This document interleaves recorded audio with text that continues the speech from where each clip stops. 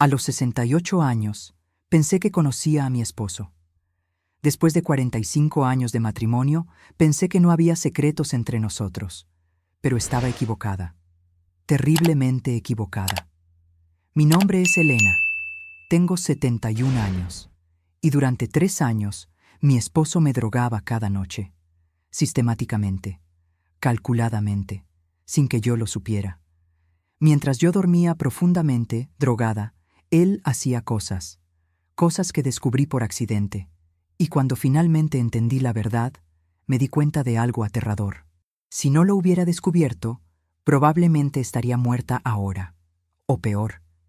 Esta es mi historia, y necesito contarla, porque lo que me pasó a mí le puede pasar a cualquier edad, incluso después de décadas de matrimonio, porque los monstruos no siempre tienen cara de monstruos. A veces tienen la cara del hombre que duerme a tu lado cada noche. Conocí a Roberto cuando yo tenía 23 años. Él tenía 25. Nos casamos un año después. Fue un matrimonio tradicional, de esos que duraban toda la vida. Tuvimos 3 hijos, 5 nietos. Una vida normal, tranquila, feliz. O eso pensaba yo. Roberto trabajó toda su vida como contador. Yo fui maestra de primaria durante 35 años. Nos jubilamos juntos hace 6 años. Y fue entonces cuando todo cambió. Los primeros meses de jubilación fueron maravillosos. Viajamos, visitamos a nuestros hijos, disfrutamos de nuestros nietos.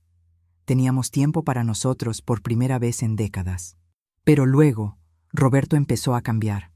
Se volvió más callado, más distante. Pasaba horas encerrado en su estudio. Estoy organizando nuestras finanzas, me decía, asegurándome de que todo esté en orden para nuestra vejez. Yo no sospechaba nada. Era normal que él manejara el dinero. Siempre lo había hecho. Pero entonces empezaron los problemas con mi sueño. De repente, empecé a dormir muchísimo. 10, 11, 12 horas seguidas.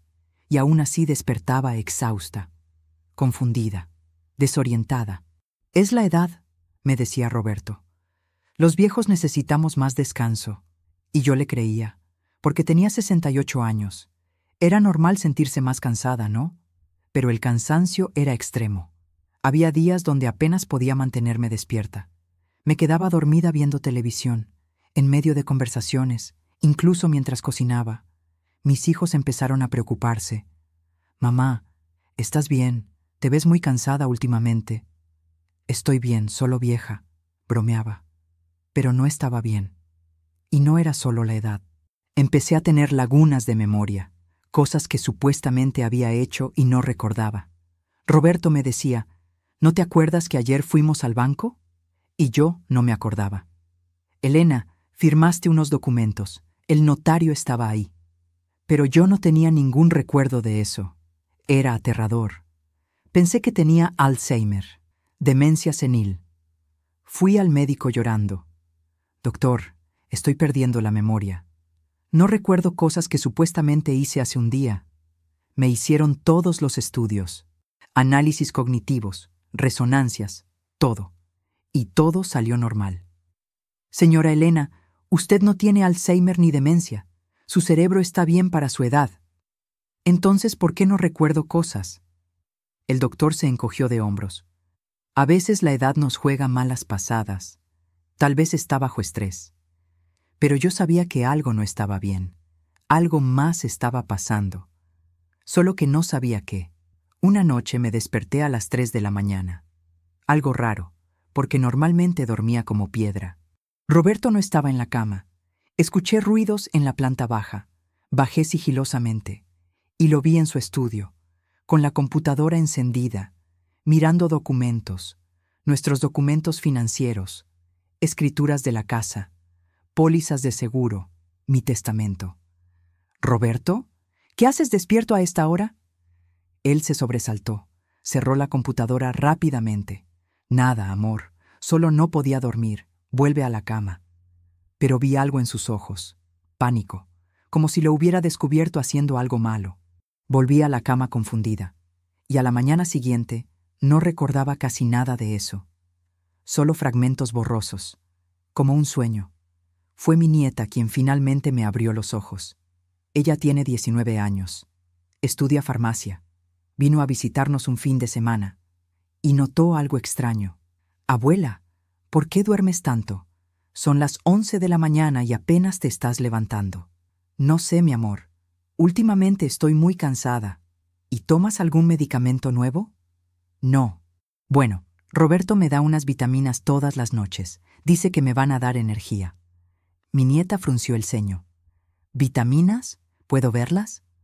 Le mostré el frasco. Ella leyó la etiqueta, y su expresión cambió. Abuela, estas no son vitaminas. ¿Qué? Esto es un sedante, muy fuerte. Se usa para cirugías. ¿Quién te dijo que tomaras esto? Mi corazón empezó a latir rápido. Roberto, él me da una cada noche. Dice que son vitaminas para mi edad. Mi nieta me miró con ojos muy abiertos. Abuela, si tomas esto todas las noches, por eso duermes tanto. Por eso tienes lagunas de memoria. Esto te está sedando profundamente. El mundo se detuvo. ¿Qué estás diciendo? Abuela, creo que el abuelo te está drogando. No quise creerlo. No podía creerlo. Roberto, mi esposo de 45 años, ¿drogándome? ¿Por qué haría algo así? Pero mi nieta insistió. Abuela, esto es serio. Necesitas ir al médico y hacerte análisis. Ahora. Si esta historia ya te está helando la sangre, si sientes que algo no está bien, déjame un like. Porque lo que descubrí después es mucho peor de lo que imaginé. Suscríbete para no perderte cómo descubrí la verdad. Y lo que mi esposo estaba haciendo mientras yo estaba drogada e inconsciente. Porque la revelación cambió mi vida para siempre. Ahora te voy a contar qué pasó cuando confronté a Roberto. Y qué encontré cuando empecé a investigar. Después de que mi nieta me dijo que esas no eran vitaminas, entré en pánico, pero también en negación. Tiene que haber una explicación, le dije. Tal vez el abuelo se confundió. Tal vez el doctor le dio esto y él pensó que eran vitaminas. Mi nieta me miró con tristeza.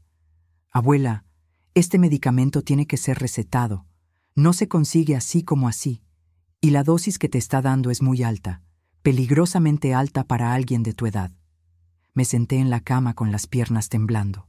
45 años de matrimonio. 45 años de confiar en este hombre completamente. ¿Y me estaba drogando? ¿Qué hago? Le pregunté con lágrimas en los ojos. Primero, no tomes más esas pastillas. Segundo, vamos al hospital ahora mismo para que te hagan análisis de sangre. Y tercero, abuela, necesitamos averiguar qué está pasando realmente. Esa misma tarde, mientras Roberto había salido a hacer compras, mi nieta me llevó al hospital. Le expliqué la situación al médico. Él me miró con seriedad. Señora Elena, vamos a hacerle un análisis toxicológico completo. Esto es muy grave. Me sacaron sangre. Me hicieron preguntas sobre mi rutina, sobre cuándo empecé a sentirme así. Y mientras esperábamos los resultados, mi nieta me hizo una pregunta que no había considerado. Abuela, ¿ha pasado algo raro últimamente? ¿Documentos que firmaste y no recuerdas? ¿Dinero que falta? ¿Algo fuera de lugar? Empecé a pensar. Las lagunas de memoria. Las veces que Roberto me decía que habíamos ido al banco y yo no recordaba. Los documentos que supuestamente había firmado. Sí, susurré. Hace 3 meses, Roberto me dijo que habíamos ido al notario a actualizar nuestro testamento. Pero yo no recuerdo haber ido. ¿Y tienes copia de ese testamento nuevo? No.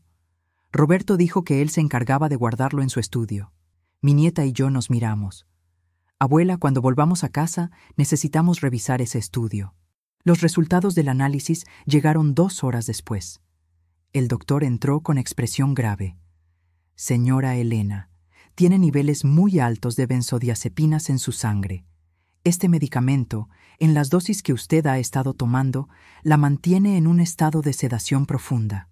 Es por eso que no recuerda cosas. Su cerebro literalmente no está registrando memorias mientras está bajo el efecto de la droga. ¿Cuánto tiempo llevo tomando esto?, pregunté.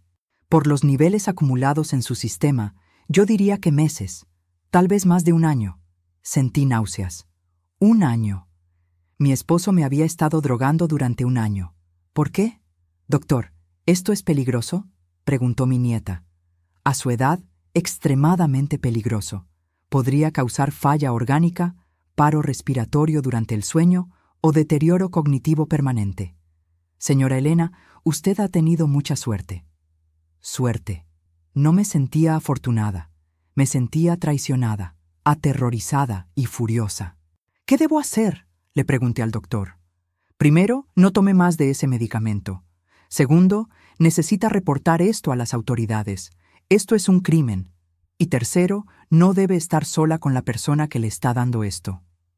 La persona que me estaba dando esto, mi esposo, el padre de mis hijos, el abuelo de mis nietos. Salimos del hospital en silencio.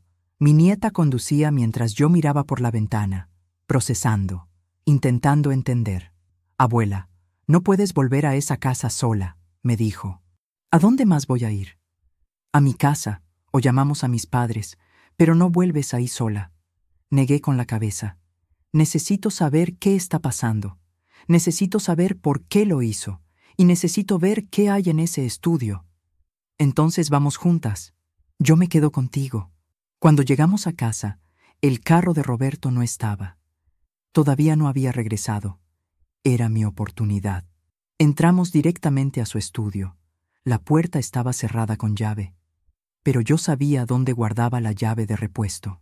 Debajo de un macetero en el patio, abrimos la puerta, y lo que encontramos me dejó sin aliento. Su escritorio estaba cubierto de documentos. Nuestros documentos financieros, escrituras, pólizas de seguro, y algo más, un testamento, con mi firma. Pero yo no recordaba haberlo firmado. Mi nieta lo leyó rápidamente. Abuela, esto dice que si tú mueres, todo va para el abuelo. La casa, tus ahorros, tu pensión, todo. Y tú supuestamente firmaste esto hace 2 meses. Yo no firmé eso, dije con voz temblorosa. Pero esta es tu firma. La miré. Era mi firma. Perfecta. ¿Cómo era posible? Y entonces lo entendí. Las lagunas de memoria. Las veces que Roberto me decía que habíamos ido al notario. Él me drogaba. Me llevaba a firmar documentos mientras yo estaba sedada, y yo no recordaba nada. Seguimos revisando. Encontramos más documentos. Una póliza de seguro de vida nueva. A mi nombre, por $500,000. Firmada hace 6 meses. Beneficiario, Roberto. Abuela, susurró mi nieta con voz aterrada. Creo que el abuelo está planeando matarte.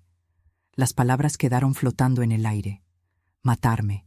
Mi esposo de 45 años estaba planeando matarme, drogándome para que firmara documentos, para quedarse con todo mi dinero.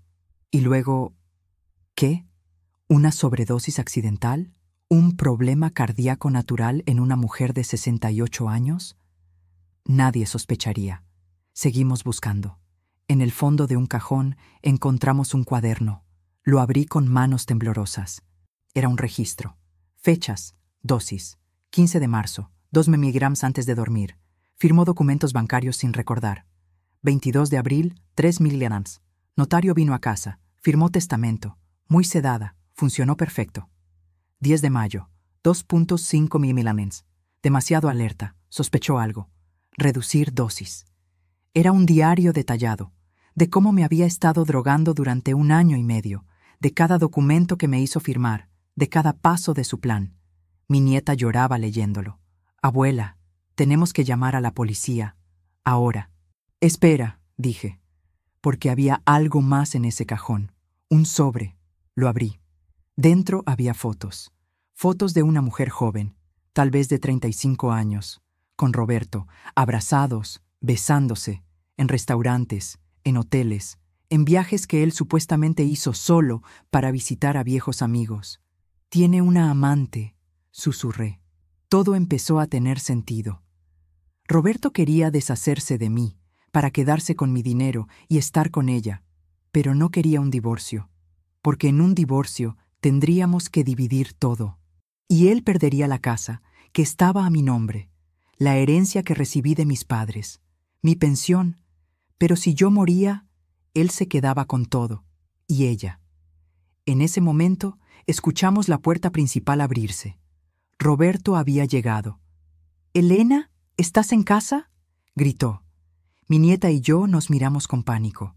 «Abuela, no salgas», susurró. «Llamo a la policía ahora». Pero ya era tarde. Los pasos de Roberto subían las escaleras, y nosotras estábamos atrapadas en su estudio, con toda la evidencia de su plan de asesinarme. ¿Quieres saber qué pasó cuando nos descubrió? ¿Cómo escapé de mi propia casa? ¿Y cómo logré llevarlo ante la justicia?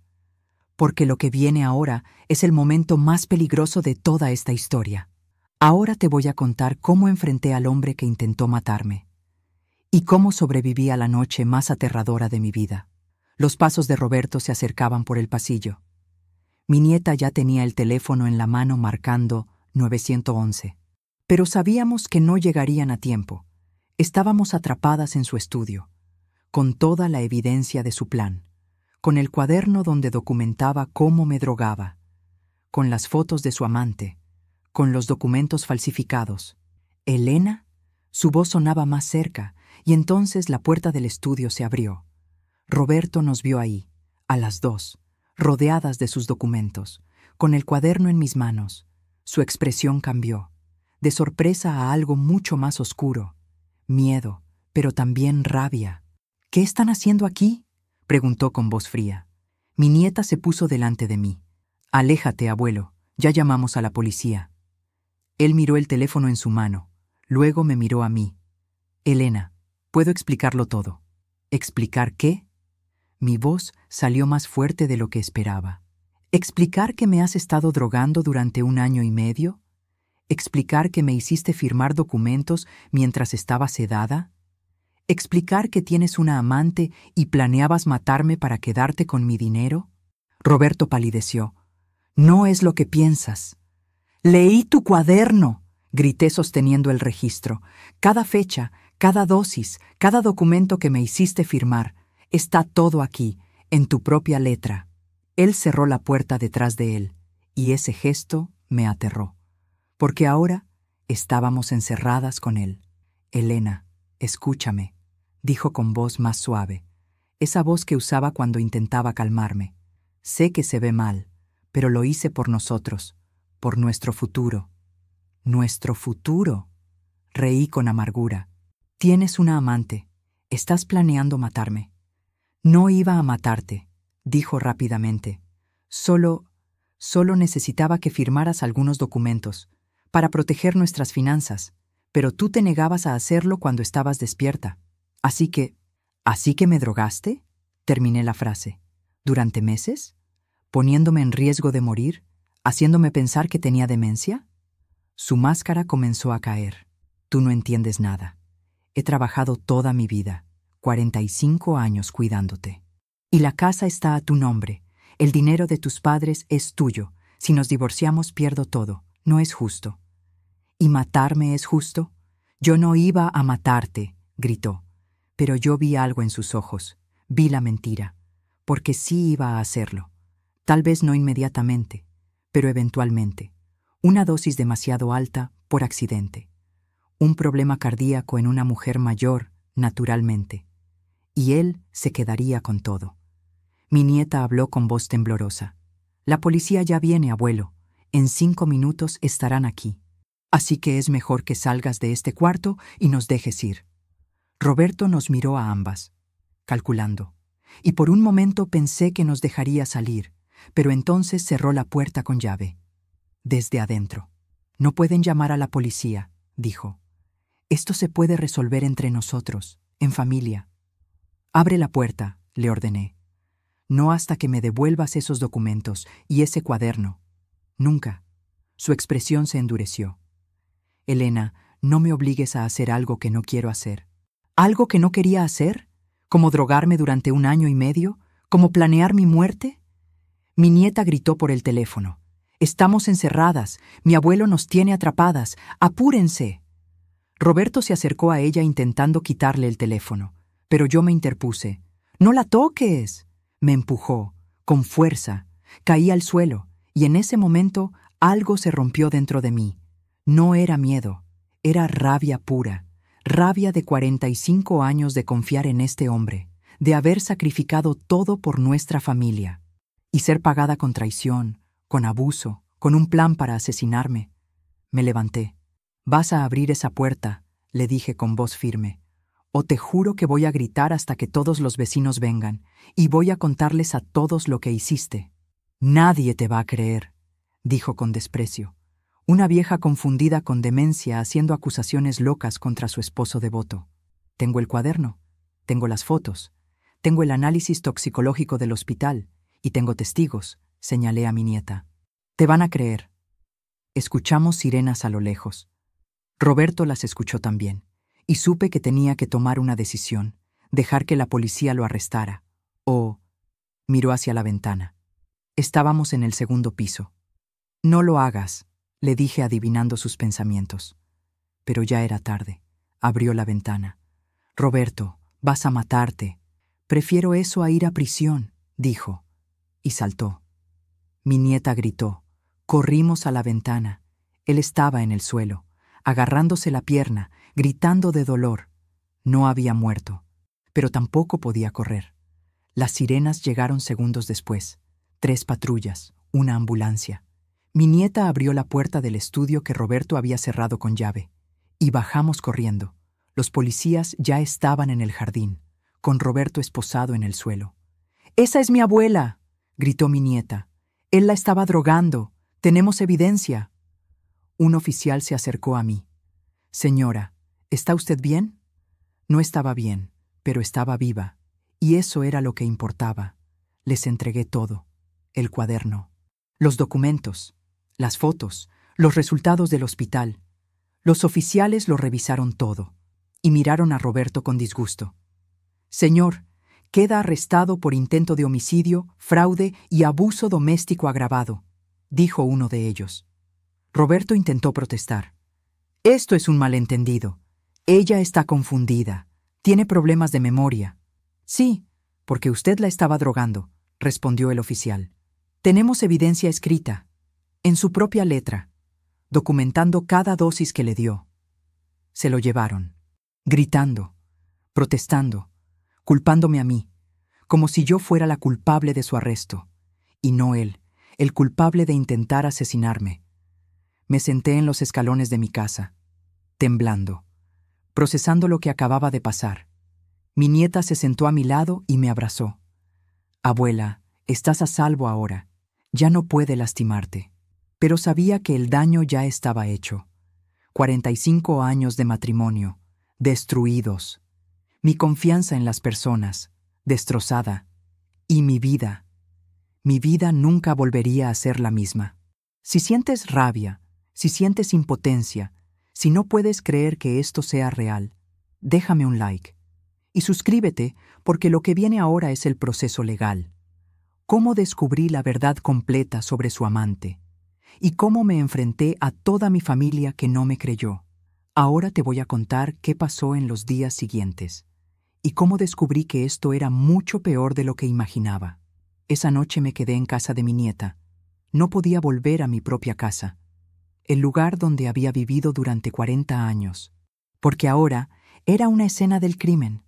Los investigadores estaban revisando todo, recolectando evidencia, tomando fotos, confiscando el cuaderno, los documentos, las fotos, todo. No dormí nada esa noche. Cada vez que cerraba los ojos veía la cara de Roberto, su expresión cuando nos descubrió en el estudio, la frialdad en sus ojos cuando cerró la puerta con llave, el desprecio en su voz cuando me llamó vieja confundida. ¿Cuánto tiempo había sentido eso por mí? ¿Años? ¿Décadas? ¿O solo desde que apareció ella? Al día siguiente, un detective vino a tomarme declaración formal. Se llamaba Detective Morales. Un hombre de unos 50 años, con mirada seria pero amable. «Señora Elena, sé que esto es difícil, pero necesito que me cuente todo desde el principio». Y lo hice. Le conté sobre el cansancio extremo, las lagunas de memoria, las vitaminas que resultaron ser sedantes, los documentos que supuestamente firmé y no recordaba, el cuaderno donde Roberto documentaba cada dosis, las fotos de la amante, todo. El detective tomaba notas sin interrumpir. Cuando terminé, me hizo una pregunta que no esperaba. «Señora Elena, ¿Usted heredó dinero de sus padres? Sí, una suma considerable. Y la casa donde vivimos estaba a mi nombre desde antes del matrimonio. ¿Cuánto dinero estamos hablando? Alrededor de $800,000 entre ahorros, inversiones y el valor de la casa. El detective asintió. Eso explica el motivo. Su esposo estaba en una situación donde si se divorciaban, perdería acceso a esa fortuna. Pero si usted moría, se quedaba con todo. Terminé la frase. Exacto. Y con la póliza de seguro que le hizo firmar, estaríamos hablando de $1.3 millones. Sentí náuseas. Mi vida valía $1.3 millones para él. Señora Elena, necesito preguntarle algo más. ¿Alguna vez su esposo intentó lastimarla físicamente? ¿Algún accidente extraño? ¿Caídas? ¿Problemas de salud repentinos? Pensé, y entonces recordé. Hace 6 meses me caí por las escaleras. Terminé en el hospital con una costilla rota. Roberto dijo que me había resbalado, pero yo no recuerdo haberme resbalado. Solo recuerdo estar en la cima de las escaleras y luego despertar en el hospital. El detective se inclinó hacia adelante. ¿Estaba usted tomando las vitaminas en ese momento? Sí, ya llevaba varios meses. ¿Y quién estaba cerca cuando cayó? Roberto, solo Roberto. Él llamó a la ambulancia. El detective escribió algo en su libreta. Voy a revisar los reportes médicos de ese incidente. Señora Elena, es posible que ese no fuera un accidente. La habitación dio vueltas. ¿Me había empujado? ¿Había intentado matarme hace 6 meses y había fallado? También necesitamos hablar sobre la otra mujer, continuó el detective. ¿Sabe usted quién es? No, solo vi fotos. Es joven, tal vez de 35 años. Vamos a identificarla, porque ella puede ser cómplice. Si sabía lo que su esposo estaba planeando y no dijo nada, también es culpable. 2 días después el detective me llamó. Señora Elena, identificamos a la mujer. Se llama Vanessa Ruiz. Tiene 34 años. Y trabaja en el banco donde su esposo manejaba sus cuentas. Todo encajó. Por eso Roberto siempre insistía en ir solo al banco. Por eso nunca me dejaba hablar con su gerente de cuentas. Porque su gerente de cuentas era su amante. Y probablemente estaba ayudándolo a mover dinero. Necesito que revise sus estados de cuenta de los últimos 2 años, me dijo el detective. Busque cualquier transacción extraña. Cuando finalmente pude volver a mi casa con escolta policial, busqué todos nuestros documentos financieros, y lo que encontré me enfureció. En los últimos 18 meses, Roberto había transferido $150,000 a una cuenta que yo no conocía, en pequeñas cantidades, 5,000 aquí, 10,000 allá. Cantidades lo suficientemente pequeñas para que yo no las notara, pero que sumaban una fortuna. Llamé al detective. Encontré transferencias no autorizadas, $150,000. ¿A qué cuenta? Le di el número de cuenta. 1 hora después me llamó de vuelta. Esa cuenta está a nombre de Vanessa Ruiz. Su esposo le estaba transfiriendo su dinero, probablemente preparándose para cuando usted muriera y pudiera estar con ella sin levantar sospechas. También había sacado un préstamo, usando la casa como garantía, sin mi conocimiento. Otro documento que me hizo firmar mientras estaba drogada. $200,000, que también fueron a parar a cuentas que yo desconocía. En total, Roberto había robado o comprometido más de $350,000. Mientras me drogaba, mientras planeaba mi muerte. Mis hijos se enteraron de todo por las noticias. El caso había salido en los medios. Hombre arrestado por drogar y planear asesinar a su esposa de 71 años. Mi hija mayor, Patricia, me llamó llorando. Mamá, ¿es verdad? ¿Papá realmente hizo eso? Sí, mi amor, es verdad.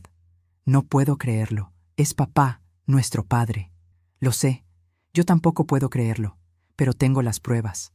Mis 3 hijos vinieron a verme ese fin de semana. Todos en shock, todos procesando. Mi hijo menor, Diego, estaba furioso. Voy a matarlo. Cuando salga de prisión, lo voy a matar. No, le dije. Ya destruyó suficiente. No voy a dejar que destruya tu vida también. Pero mi hija del medio, Lucía, dijo algo que me dolió. Mamá, ¿estás segura de esto? Papá dice que tú estás confundida, que malinterpretaste todo, que esas pastillas eran recetadas por un doctor para tu ansiedad. Me quedé mirándola. Lucía, tengo análisis de sangre que muestran niveles tóxicos de sedantes en mi sistema. Tengo un cuaderno donde tu padre documentó cada dosis que me dio sin mi consentimiento. Tengo documentos firmados que no recuerdo haber firmado. Y tengo fotos de tu padre con su amante. Ella bajó la mirada. Es difícil de creer. Es papá. Y yo soy tu madre. Y tu padre intentó matarme. ¿A quién vas a creerle? Hubo un silencio incómodo. Y me di cuenta de algo doloroso. No todos mis hijos me creían completamente, porque es más fácil pensar que tu madre está confundida, que aceptar que tu padre es un monstruo. El caso contra Roberto se fortaleció cada día. Los fiscales encontraron más evidencia. Mensajes de texto entre Roberto y Vanessa, donde hablaban sobre el plan, sobre esperar un poco más, sobre asegurarse de que no haya sospechas. Vanessa fue arrestada como cómplice. Ella negó todo. Dijo que no sabía nada sobre drogarme, que solo era la novia de Roberto, que él le había dicho que estábamos divorciándonos. Mentiras, porque los mensajes de texto decían otra cosa. «¿Cuánto falta para que la vieja muera?», escribió ella en uno. «Pronto», respondió Roberto. «Estoy aumentando las dosis gradualmente». Leer esos mensajes fue como recibir puñaladas. La vieja, así me llamaban. Como si yo no fuera una persona, solo un obstáculo. Algo que eliminar. La audiencia de fianza fue 2 semanas después del arresto. Yo estaba ahí, en la corte, con mis hijos que me apoyaban, y con Lucía, que finalmente había leído toda la evidencia y me había pedido perdón. Roberto entró esposado. Se veía terrible, demacrado, con barba crecida, ojeras profundas. No me miró. Su abogado pidió fianza. Argumentó que era un hombre de 70 años sin antecedentes, que no era un peligro para la comunidad, que merecía esperar el juicio en libertad, pero el fiscal presentó toda la evidencia: el cuaderno, los mensajes, la póliza de seguro, las transferencias de dinero, todo. Su señoría, este hombre drogó sistemáticamente a su esposa durante 18 meses. Le robó cientos de miles de dólares, falsificó documentos y planeaba asesinarla para quedarse con su fortuna. Si sale bajo fianza, ella está en peligro mortal. El juez revisó los documentos y luego miró a Roberto con disgusto. «Señor, lo que hizo es de lo más vil que he visto en mis 30 años como juez. Aprovecharse de su esposa de esta manera, traicionar su confianza, poner su vida en peligro, fianza denegada, permanecerá detenido hasta el juicio». Roberto finalmente me miró, con odio, como si yo fuera la culpable de su arresto, como si yo fuera la que arruinó su vida, y no él, que intentó arruinar y terminar la mía. Salí de esa corte sintiéndome, no aliviada exactamente, sino vacía. 45 años de matrimonio, 3 hijos, 5 nietos, una vida entera, y todo terminaba así, con él en prisión. Y yo intentando reconstruir los pedazos de mi vida. ¿Quieres saber cómo fue el juicio? ¿Cómo testifiqué contra el hombre con quien compartí casi medio siglo? ¿Y qué le pasó finalmente? Porque lo que viene ahora es el momento donde tuve que enfrentarlo en la corte y decir mi verdad delante del mundo. Ahora te voy a contar cómo fue ese proceso y cómo finalmente conseguí justicia. El juicio comenzó 6 meses después del arresto. 6 meses donde mi vida fue un caos completo. Tuve que mudarme temporalmente con mi hija Patricia, porque no podía estar sola en esa casa. Cada rincón me recordaba la traición. Cada noche me despertaba con pesadillas, viendo a Roberto poniendo pastillas en mi agua, viéndolo manipular documentos mientras yo dormía drogada, viéndolo planear mi muerte. Fui a terapia 3 veces por semana, procesando el trauma, la traición, el miedo.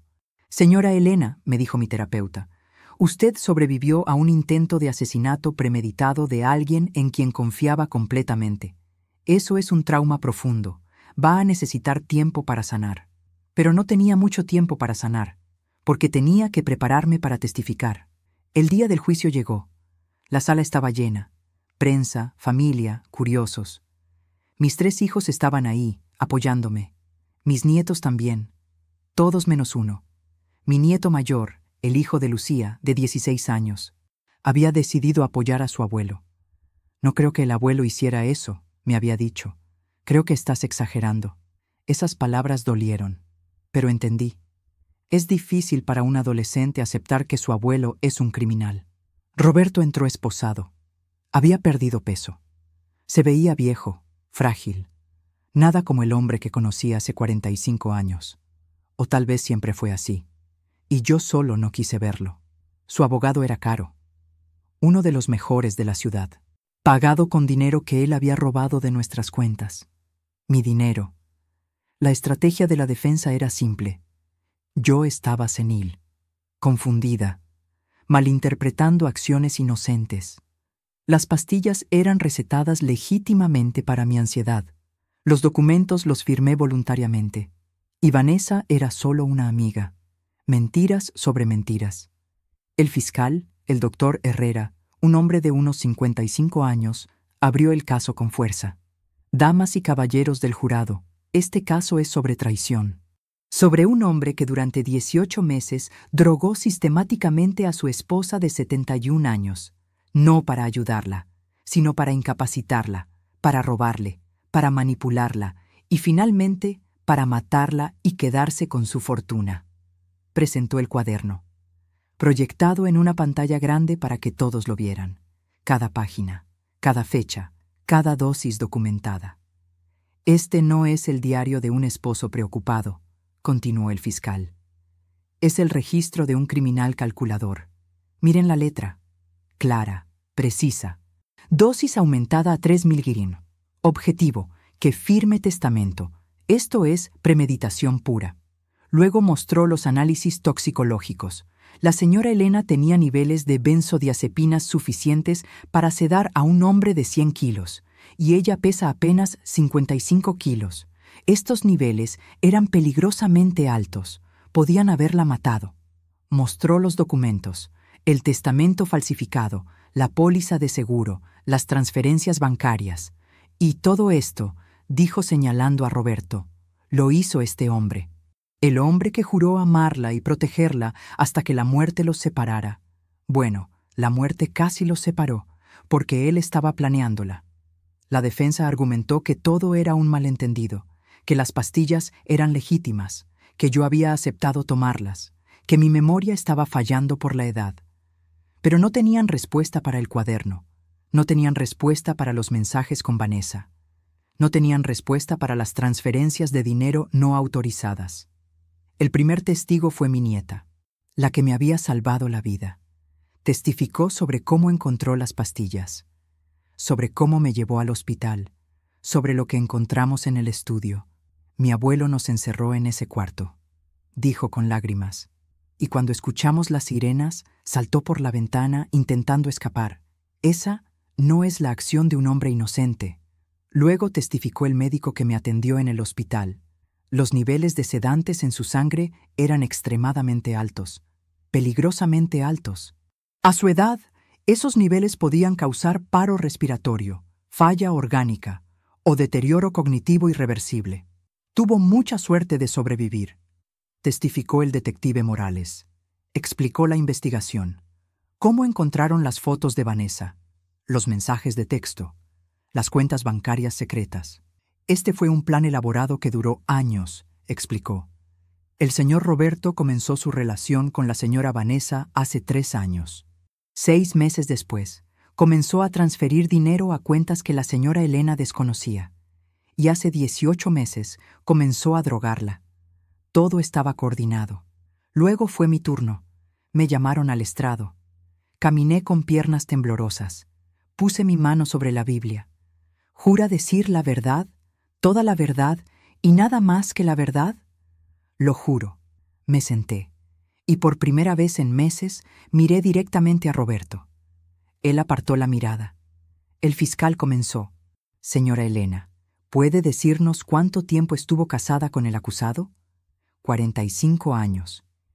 Y durante esos 45 años, ¿Confió en él? Completamente, con mi vida. ¿Cuándo comenzó a notar que algo estaba mal? Respiré profundo. Hace unos 2 años, empecé a sentirme extremadamente cansada, a dormir muchas horas, a tener lagunas de memoria. ¿Y qué le decía a su esposo? Me decía que era la edad, que era normal. Me daba vitaminas todas las noches que según él me ayudarían. ¿Pero no eran vitaminas? No, eran sedantes, muy fuertes, y yo no lo sabía. ¿Firmó usted documentos durante este tiempo? Aparentemente sí, pero no los recuerdo. No recuerdo ir al banco, no recuerdo ir al notario, no recuerdo nada de eso. ¿Por qué no los recuerda? Porque estaba drogada. Él me daba dosis más altas esos días, para que yo estuviera lo suficientemente consciente para firmar, pero no lo suficiente para recordar. El fiscal mostró el cuaderno en la pantalla. ¿Reconoce esto? Sí, es el registro que mi esposo llevaba de cada vez que me drogaba. ¿Cómo se sintió cuando lo encontró? Las lágrimas comenzaron a caer. Traicionada, aterrorizada, porque me di cuenta de que el hombre que dormía a mi lado cada noche estaba planeando matarme. ¿Por qué cree que quería matarla? Por dinero. Yo tengo una herencia considerable de mis padres. La casa está a mi nombre. Si nos divorciábamos, él perdía todo. Pero si yo moría, se quedaba con todo. Exactamente. Y con su amante. El abogado de Roberto me atacó en el contrainterrogatorio. Señora Elena, ¿no es cierto que usted tiene 71 años? Sí. ¿Y no es cierto que a esa edad la memoria puede fallar? Mi memoria fallaba porque me estaban drogando. No por mi edad. Pero ¿cómo puede estar segura? Porque dejé de tomar esas pastillas y mi memoria volvió completamente. Ese mismo día, él cambió de táctica. ¿No es posible que usted malinterpretó las intenciones de mi cliente? ¿Que él solo quería ayudarla con su ansiedad? No hay ansiedad que justifique drogar a alguien sin su consentimiento durante 18 meses. ¿Y las fotos de la señora Vanessa? ¿No podrían ser de una amistad inocente? Saqué mi teléfono. El fiscal me había autorizado. Mostré uno de los mensajes que Vanessa le envió a Roberto. Lo leí en voz alta. ¿Cuánto falta para que la vieja muera? Ya quiero que estemos juntos sin escondernos. Hubo murmullos en la sala. ¿Eso le parece una amistad inocente?, le pregunté al abogado. Él no respondió. Después de 3 días de testimonios, llegaron los alegatos finales. El fiscal fue directo. Este hombre traicionó a su esposa de la forma más cruel imaginable. La drogó, la robó, planeó su muerte, y cuando fue descubierto, intentó escapar saltando por una ventana. Si esas no son las acciones de un hombre culpable, no sé qué lo son. La defensa intentó crear duda, pero la evidencia era abrumadora. El jurado se retiró a deliberar. Regresaron 4 horas después. En el caso del Estado contra Roberto Mendoza, en los cargos de intento de homicidio premeditado, ¿cómo encuentra el jurado al acusado? La portavoz se puso de pie. Culpable. En el cargo de fraude, culpable. En el cargo de abuso doméstico agravado, culpable. Culpable en todos los cargos. Roberto se derrumbó, llorando, pero no de remordimiento, de rabia, de haber sido atrapado. La sentencia fue 2 semanas después. El juez lo miró con disgusto. Señor Mendoza, usted traicionó la confianza más sagrada, la de un matrimonio de 45 años. Drogó a su esposa, la robó y planeó asesinarla. Lo sentenció a 25 años de prisión sin posibilidad de libertad condicional. 25 años. Roberto tenía 70. Moriría en prisión. Y yo finalmente podía respirar. ¿Quieres saber cómo fue reconstruir mi vida después? ¿Cómo fue sanar de esta traición? Porque ganar el juicio fue solo el principio. Ahora te voy a contar cómo es vivir después de descubrir que tu esposo intentó matarte. Después de la sentencia, pensé que sentiría alivio inmediato, que el peso desaparecería de mis hombros, que finalmente podría dormir en paz. Pero no fue así. El trauma no desaparece con un veredicto. El dolor no se borra con una sentencia. ¿Y la traición? La traición deja cicatrices que duran toda la vida. Los primeros meses fueron los más difíciles. Volví a mi casa. la casa que había compartido con Roberto durante 40 años. Pero ya no se sentía como mi hogar. Se sentía como una tumba. Cada habitación tenía recuerdos, algunos buenos, de hace muchos años, pero todos contaminados ahora por lo que descubrí. La cocina donde él preparaba mi té envenenado cada noche. La habitación donde yo dormía drogada mientras él hacía quién sabe qué. El estudio donde planeaba mi muerte. No podía estar ahí. Así que tomé una decisión. Vendí la casa. Fue doloroso. Era la casa donde crié a mis hijos, donde celebramos Navidades, cumpleaños, graduaciones, donde construí toda una vida. Pero esa vida era mentira, o al menos los últimos años lo fueron, y necesitaba empezar de nuevo. Con el dinero de la venta, compré un apartamento pequeño, en otra parte de la ciudad, lejos de los recuerdos, lejos de las miradas de los vecinos que murmuraban, lejos de todo lo que me recordaba a él. También recuperé el dinero que Roberto había robado. Las cuentas fueron congeladas, el dinero devuelto, la póliza de seguro cancelada. Pero el dinero no me hacía sentir mejor, porque no era el dinero lo que me había quitado. Era la confianza, la seguridad, la capacidad de dormir sin miedo. Continué en terapia intensiva. Mi terapeuta, la doctora Campos, fue mi salvavidas. Elena, lo que viviste es un trauma complejo, me explicó. No solo fue abuso, fue traición de la persona en quien más confiabas. Eso destroza tu sentido de seguridad en el mundo. Tenía razón. Ya no confiaba en nadie. Cuando mis hijos me visitaban, los miraba con sospecha. ¿Me están mintiendo? ¿Me están escondiendo algo? ¿Me van a traicionar también? Sabía que era irracional, pero no podía evitarlo. También desarrollé insomnio severo. Tenía miedo de dormir, porque dormir significaba ser vulnerable. Y la última vez que fui vulnerable, alguien intentó matarme. Me recetaron pastillas para dormir, pero no las tomaba, porque ¿cómo podía confiar en pastillas otra vez? Después de que me drogaron durante 18 meses, pasaba las noches despierta, viendo televisión, leyendo, cualquier cosa menos dormir, hasta que el agotamiento era tan extremo que colapsaba. Mis hijos se preocupaban. Patricia, mi hija mayor, venía a quedarse conmigo los fines de semana. Mamá, necesitas descansar. No puedo. ¿Por qué?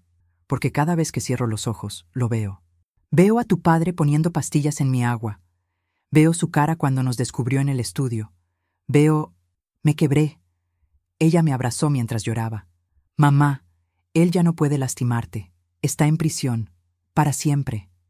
Lo sé, pero mi mente no lo sabe. Lentamente, con terapia y tiempo, empecé a sanar. Aprendí técnicas para manejar la ansiedad, para calmar los ataques de pánico, para dormir algunas horas sin miedo. No era perfecta. Todavía tenía días malos, días donde no podía salir de la cama, donde el peso de la traición era demasiado.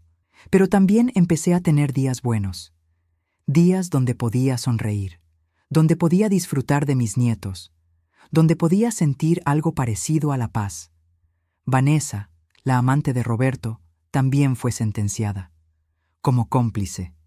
Recibió 10 años de prisión, por ayudar a planear mi muerte, por recibir dinero robado, por ser parte de la conspiración.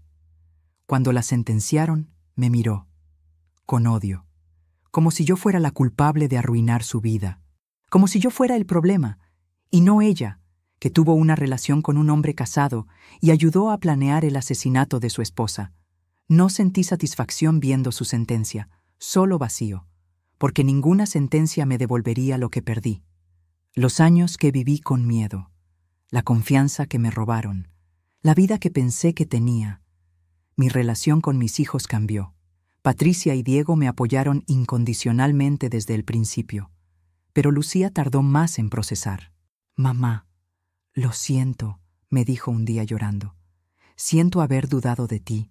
Es que es difícil aceptar que papá hiciera algo así. Lo sé, mi amor, no te culpo. ¿Cómo pudimos no verlo? Vivimos con él toda nuestra vida. ¿Cómo no nos dimos cuenta de que era capaz de esto? Porque él era muy bueno escondiendo quién era realmente. O tal vez nosotros solo queríamos ver lo bueno. Mis nietos también lidiaron con el trauma, especialmente mi nieto mayor, que había defendido a Roberto. Cuando leyó toda la evidencia, el cuaderno, los mensajes, todo, vino a verme devastado. Abuela, lo siento no haberte creído. Lo abracé. No tienes que disculparte. Amabas a tu abuelo. Es normal que no quisieras creer lo peor de él. Pero te hice daño. Cuando más necesitabas apoyo, yo. Estás aquí ahora. Eso es lo que importa. 1 año después del juicio, algo inesperado pasó. Recibí una carta. De la prisión, de Roberto. No la abrí inmediatamente. La dejé sobre la mesa durante semanas, mirándola, preguntándome qué diría. Finalmente, una noche la abrí. La carta decía: Elena, sé que no merezco tu perdón. Sé que lo que hice es imperdonable. Paso cada día en esta celda pensando en cómo pude llegar a esto. En cómo pude traicionar a la mujer que me dio todo, que me dio hijos, una familia, una vida. No hay excusa para lo que hice. Solo quería dinero. Estaba obsesionado con Vanessa y perdí de vista todo lo importante. Perdí de vista que tú eras lo más importante. No espero que me perdones. Solo quería que supieras que lo siento y que si pudiera volver el tiempo atrás, lo cambiaría todo. Te amé alguna vez. De verdad. Antes de que todo se torciera. Y lamento haber destruido eso. Leí esa carta 3 veces. Sentí muchas cosas. Rabia, porque sus disculpas no cambiaban nada. Tristeza, por todo lo que perdimos. Pero también algo inesperado. Lástima. Porque este hombre de 70 años pasaría el resto de su vida en prisión, lejos de sus hijos, de sus nietos, de todo lo que alguna vez importó, por codicia, por una aventura, por decisiones que no podía deshacer. No respondí la carta, porque no le debía nada, ni perdón, ni respuestas, ni mi tiempo. Él tomó sus decisiones, y ahora vivía con las consecuencias. Empecé a reconstruir mi vida de verdad. Me uní a grupos de apoyo para sobrevivientes de abuso doméstico. Escuchar historias de otras mujeres me ayudó. Me hizo sentir menos sola. Me hizo entender que lo que me pasó no fue único, que hay miles de mujeres que viven traiciones similares, a cualquier edad. También empecé a hacer voluntariado, en un centro para mujeres mayores víctimas de abuso, porque descubrí algo aterrador. El abuso de personas mayores es mucho más común de lo que pensamos, y las víctimas casi nunca hablan, por vergüenza, por miedo, porque ¿quién les va a creer? Yo hablo por ellas, cuento mi historia, en conferencias, en grupos de apoyo, en medios, para que otras mujeres sepan que no están solas, que sí hay justicia posible, que nunca es tarde para escapar, incluso a los 71 años. Hace 6 meses conocí a alguien. Se llama Alfredo. Tiene 73 años. Es viudo. Nos conocimos en el grupo de apoyo. Él también fue víctima de abuso financiero de su difunta esposa. Al principio, solo éramos amigos. Tomábamos café después de las reuniones. Hablábamos sobre nuestras experiencias, sobre cómo era aprender a confiar de nuevo.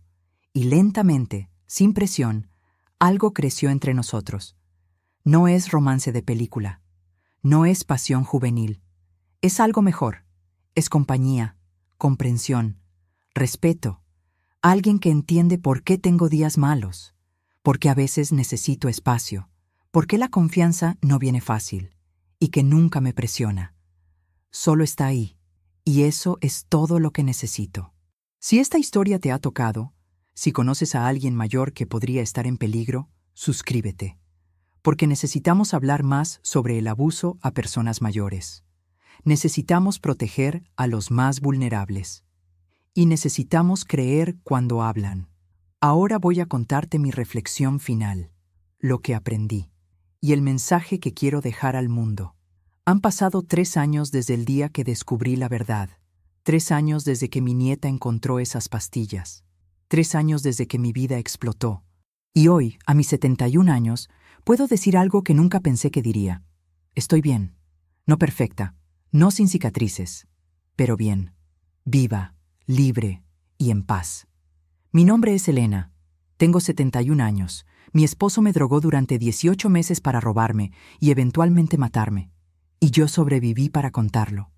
Hoy quiero compartir contigo las lecciones más importantes que aprendí, las señales que ignoré, y lo que toda persona, especialmente las personas mayores, necesitan saber. Porque lo que me pasó a mí le puede pasar a cualquiera, a cualquier edad. La primera lección: confía en tus instintos. Durante meses sentí que algo estaba mal. El cansancio extremo, las lagunas de memoria, la sensación de que mi realidad no cuadraba. Pero ignoré esos instintos, porque era la edad, porque era normal, porque Roberto me convenció de que yo estaba bien. Si tu cuerpo te está diciendo que algo no está bien, escúchalo. No importa cuántos años tengas, no importa lo que otros digan. Tu instinto existe por una razón. La segunda lección: el abuso no tiene edad. Pensamos que el abuso doméstico solo les pasa a mujeres jóvenes, pero las personas mayores son víctimas frecuentes y a menudo invisible. Porque, ¿quién sospecha de un matrimonio de 45 años? ¿Quién imagina que un esposo de 70 años está drogando a su esposa? Nadie. Y esa es precisamente la razón por la que funciona. Los abusadores de personas mayores se aprovechan de la confianza construida durante décadas, el aislamiento natural que viene con la edad, la dependencia financiera o física y el hecho de que nadie está mirando. La tercera lección: revisa tus finanzas regularmente. Yo cometí un error grave. Dejé que Roberto manejara todo el dinero. Confiaba completamente en él. No revisaba estados de cuenta. No preguntaba sobre transacciones. No sabía qué había en nuestras cuentas. Y él se aprovechó de eso. Robó más de $350,000 sin que yo lo notara. No importa cuánto confíes en tu pareja. Siempre debes tener acceso a la información financiera. Siempre debes revisar tus cuentas. Siempre debes estar involucrada en las decisiones de dinero, porque el abuso financiero es el primer paso hacia otros tipos de abuso. La cuarta lección: nunca firmes nada sin leer y entender completamente. Roberto me hizo firmar múltiples documentos mientras estaba drogada. Testamentos, pólizas de seguro, préstamos, todo sin mi conocimiento real. Si alguien te presiona para firmar algo rápido, o te dice es solo un trámite, no te preocupes, o se molesta cuando quieres leerlo con calma, eso es una señal de alarma. Nunca firmes nada que no entiendas completamente. Y si tienes dudas, consulta con un abogado independiente, no con el abogado de tu pareja, con tu propio abogado. La quinta lección: mantén tus propias relaciones. Durante los últimos años con Roberto, me había aislado sin darme cuenta. Veía menos a mis amigas. Dependía más de él para todo. Mis hijos vivían lejos. Roberto era mi mundo. Y eso lo puso en una posición de control absoluto. No importa cuánto ames a tu pareja, siempre mantén tus propias amistades, tus propias actividades, tu propia red de apoyo, porque si algo sale mal, los vas a necesitar. La sexta lección: habla con tus hijos. Si algo te parece raro, si te sientes incómoda, si tienes miedo, háblalo. No guardes secretos por vergüenza, o por no querer preocuparlos, o por pensar que estás exagerando. Si yo hubiera hablado con mis hijos antes, tal vez hubieran notado las señales, tal vez hubieran investigado, tal vez me hubieran salvado meses de sufrimiento. La séptima lección: nunca es tarde para empezar de nuevo. A los 68 años, mi vida explotó. Perdí mi matrimonio, mi casa, mi sentido de seguridad, todo. Y pensé que mi vida había terminado, que era demasiado vieja para reconstruir, para sanar, para ser feliz de nuevo. Pero estaba equivocada. Hoy, a los 71 años, tengo una vida nueva. Un apartamento que amo, amistades verdaderas, propósito en mi trabajo voluntario, y sí, incluso una nueva relación. Nunca es tarde para empezar de nuevo. Nunca eres demasiado vieja para ser feliz. Nunca es demasiado tarde para escapar.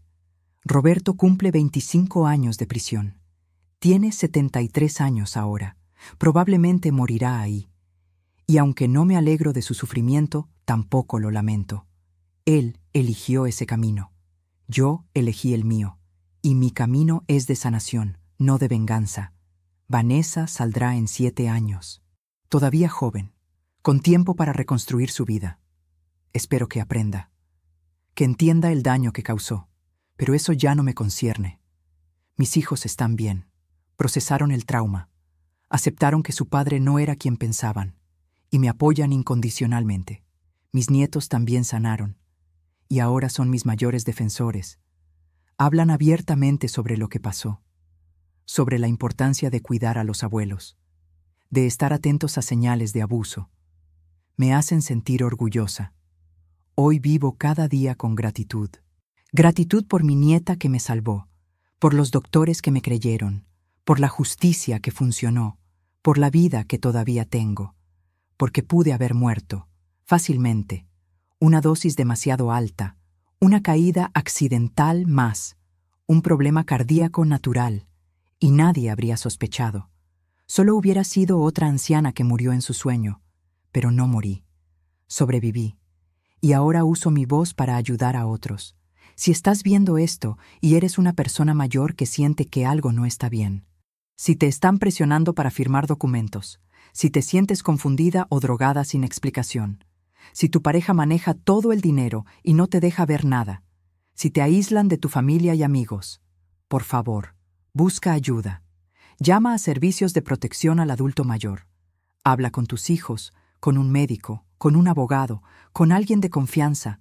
No esperes, porque el abuso solo empeora con el tiempo. Y si eres hijo o nieto de una persona mayor, presta atención. Visítalos regularmente. Pregunta sobre sus finanzas. Observa cambios en su comportamiento. Conoce a su pareja y sus dinámicas. Y si algo te parece raro, investiga.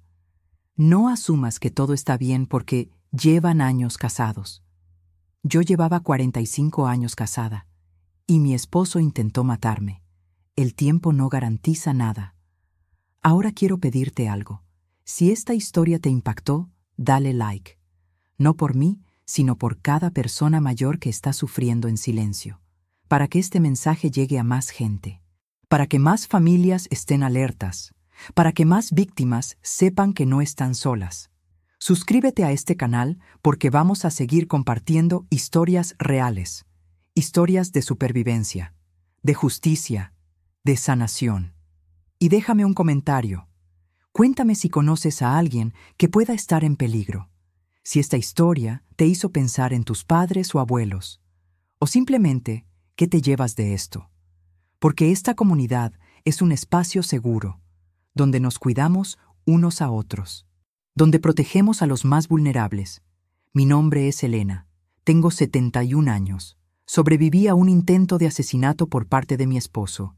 Y hoy estoy aquí para decirte, nunca es tarde para escapar. Nunca eres demasiado vieja para empezar de nuevo. Y tu vida siempre vale la pena luchar por ella. Gracias por escucharme. Gracias por creer. Y recuerda, si algo se siente mal, probablemente lo está. Confía en ti misma. Y nunca tengas miedo de pedir ayuda. Nos vemos en el próximo video. Cuídate mucho. Y cuida a los tuyos. Porque el amor verdadero protege, no destruye.